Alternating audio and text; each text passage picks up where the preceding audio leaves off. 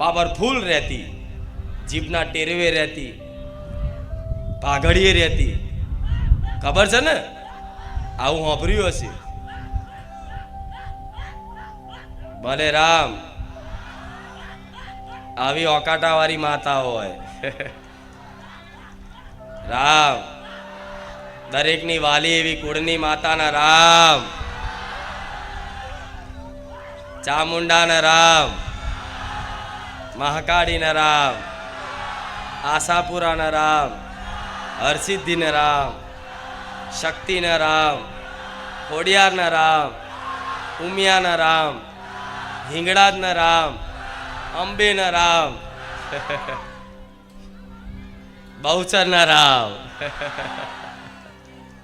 રામ ભલે રામ આ હેત લાગ્યો, આ એડો લાગ્યો માતાનો,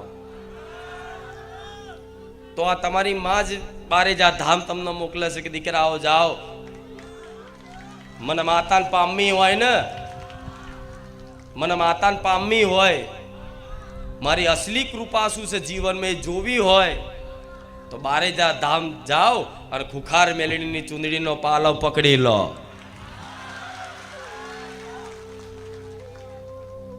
પેલા માતાજીને શું સમજતા? માતાજી એટલે કામ કરે આપણા એ માતાજી.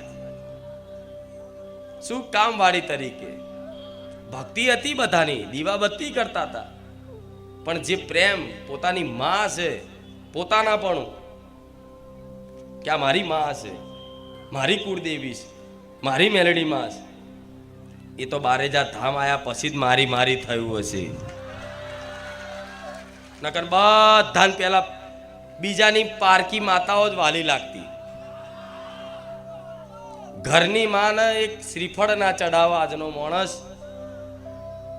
અને બીજાની બી સોલંકી પેઢી હોય કે કોઈ પણ અન્ય પેઢીની કોઈ માતા હોય, કોઈ ભુવાજીની માતા હોય, એના માટે તો મોટા મોટા હાર લઈ જાય, મોટી મોટી મિષ્ઠાનો લઈ જાય, સોનાના છત્તર ચડાવન, ચાંદીના છત્તર ચડાવન, બધું જેટલી જાતનું કરે, પણ ઘેર પોતાની કુળદેવી હોય ને એને હરખું એક નારિયેળ લઈ હરખથી ના વધેર્યું હોય.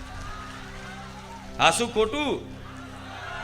પણ હું રામવારી મેલડી મારા તમામ ભક્તોને એવું કહીશ કે મારા કરતા તે તમારી કુળદેવીનું મહત્વ વધાર રાખજો.